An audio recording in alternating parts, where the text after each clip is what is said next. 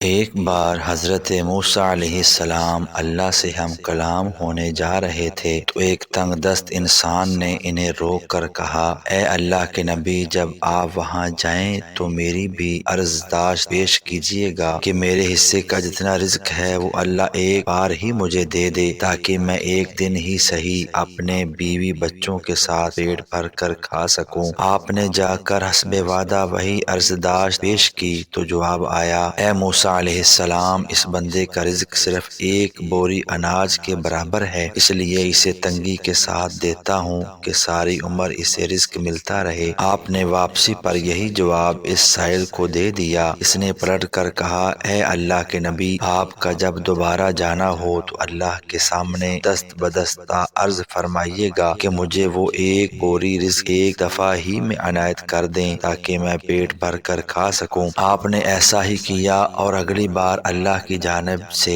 اس کا سارا رزق ایک بار ہی مل گیا۔ پھر آپ کچھ عرصے بعد وہاں سے گزرے تو دیکھا وہ شخص بہت اچھے حال میں تھا اور اس کے گھر کے آگے دیگیں چڑھی ہوئی تھیں۔ آپ کو حیرت ہوئی۔ آپ نے جا کر عرض کی، اے باری تعالیٰ، آپ کا کہا پتھر پر لکیر ہے، مگر میں اتنے عرصے بعد گزرا ہوں، مگر اس کا رزق تو ابھی تک جاری ہے، بلکہ بہت اچھے طریقے سے اسے مل رہا ہے۔ اللہ نے فرمایا، اے موسیٰ، تم سچ کہتے ہو، مگر وہ شخص بہت ذہین نکلا۔ اس نے دیے گئے رزق سے خود بھی کھایا اور گھر والوں کو بھی پیٹ بھر کر کھلایا، مگر جو رزق باقی بچا وہ اس نے میری راہ میں خیرات کر دیا، اور یہ میں نے ہی وعدہ کیا ہے، کوئی میری راہ میں ایک حصہ خرچ کرے تو میں اسے 70 حصے واپس کر کے دیتا ہوں۔ اس نے مجھ سے تجارت کر لی ہے، موسیٰ، اور میں اپنے وعدے کے مطابق اسے مسلسل لوٹا رہا ہوں۔ ویڈیو کو لائک، شیئر اور چینل کو سبسکرائب ضرور کیجیے گا۔ اللہ حافظ۔